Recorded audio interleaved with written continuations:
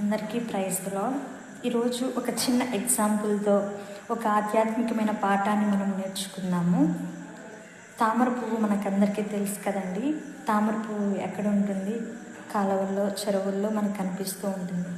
ఆ తామర పువ్వు ఉన్న ప్లేస్ అంతా కూడా చాలా బురదతో నిండి ఉంటుంది. కానీ ఎక్కడ కూడా దానికి బురద అంటినట్టుగా కానీ ఎక్కడ మనకు కనిపించదు. మనము కూడా పాపమనే లోకంలో మనం ఉన్నాము. పాపిష్టి ఆలోచనలు కలిగిన వారితో మనం జీవిస్తున్నాము. పాపపు ఆలోచనలు కలిగిన వారితో మనము ఉద్యోగాలు చేస్తున్నాము, వారితో ఫ్రెండ్షిప్ చేస్తున్నాము. ఇలా లోకం ఎక్కడ చూసినా కూడా లోకమంతా కూడా పాపంతో నిండిపోయి ఉన్నది.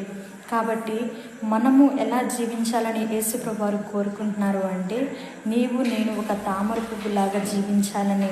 ఈ లోకంలో ఉన్నా కానీ మనము పాపము అంటకుండా జీవించాలని యేసుప్రభువు వారు కోరుకుంటున్నారు. మత్తయి సువార్త 5వ అధ్యాయము 8వ వచనంలో యేసుప్రభువు వారు చెప్పారు కదా, హృదయ శుద్ధి కలవారు ధన్యులు, వారు దేవుణ్ణి చూచెదరు. మనము ఈ లోకంలో పాపానికి దూరంగా ఉంటే మనము ఒక రోజున యేసుప్రభువు వారిని హృదయ శుద్ధి కలిగి యేసయ్యను మనము చూడగలుగుతాం. కాబట్టి మనమందరము ఎలా జీవించాలని యేసుప్రభువు వారు కోరుకుంటున్నారు అంటే, మనమందరము పాపము అంటకుండా మనము కాపాడుకునే వారంగా ఉండాలని యేసుప్రభువు వారు కోరుకుంటున్నారు. కాబట్టి అలాగున జీవించి దేవుని ఆశీర్వాదాలు పొందుకుందాం.